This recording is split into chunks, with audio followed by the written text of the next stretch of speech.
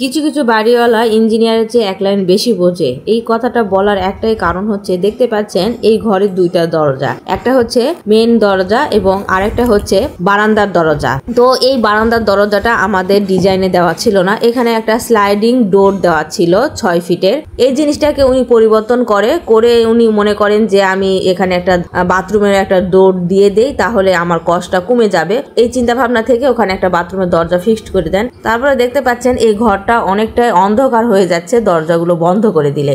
আর এই বাসাটার 3টা ইউনিট থাকার কারণে আউটার সারফেস গুলো পাওয়া যাচ্ছে না, যার কারণে এটার কিন্তু একটাই আউটার সারফেস রয়েছে, যেটা হচ্ছে বারান্দার দিকটায়। এবং বারান্দার দিকটায় যেহেতু একমাত্র আউটার সারফেস, এই কথা চিন্তা করে কিন্তু আমরা 6 ফিটের একটা স্লাইডিং ডোর দিয়ে দিয়েছিলাম। কিন্তু এটা উনি পণ্ডিতি করে পরিবর্তন করেছেন। যদি এখানে একটা দরজা দিয়েছেন, তার সাথে যদি একটা ছোট্ট করে একটা জানালাও দিতেন, তাহলে কিন্তু ঘরটা একদম অন্ধকার হতো না। এই জিনিসটা কিন্তু উনি ভাবতেই পারেননি, যার কারণে কিন্তু এরকম একটা বড় মিস্টেক হয়ে গেছে। ন্যাচারাল ভেন্টিলেশন না থাকলে একটা ঘর কিন্তু ব্যবহার অনুপযোগী হয়ে যায়। কোনো মানুষ এরকম পরিবেশে বসবাস করতে স্বাচ্ছন্দ্য বোধ করবেন না। নিজে নিজে পণ্ডিতি করে তৈরি করার পর আপনি যেটা পছন্দ করতেছেন না, তাহলে সেটা আপনার ভাড়াটিয়ারে কিভাবে পছন্দ করবে? তারা তো টাকা দিয়ে থাকবে, তাই না?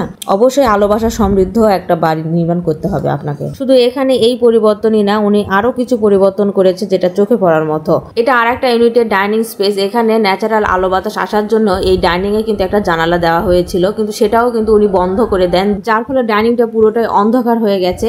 এই ডাইনিং এর পেছনের সাইডটা আপনাদের চলেন নিয়ে যাই দেখাই। এর পেছনের সাইডটা কিন্তু সুন্দরভাবে আলো বাতাস আসার জন্য ওপেনিং ছিল। আমি যে জায়গাটা দেখানো হচ্ছে এই জায়গাটা, আর এই বাড়িটা কিন্তু 8 ইউনিটের একটা বাড়ি। আর এই ধরনের বাড়ি নির্মাণ করতে গেলে অবশ্যই কিন্তু মাঝে মাঝে আপনাকে ভয়েড ক্রিয়েট করতে হবে ন্যাচারাল আলো বাতাস আসার জন্য, যেটা ওনার জানাই ছিল না। সেজন্য আমি বলবো, আপনার বাসাটা যদি ইঞ্জিনিয়ার দ্বারা প্ল্যানিং করা হয়, তাহলে যে কোনো পরিবর্তনের ক্ষেত্রে আপনি আপনার ইঞ্জিনিয়ারের সাথে পরামর্শ করেই করবেন, তাহলে কাজটা কিন্তু অনেক সুন্দর হবে।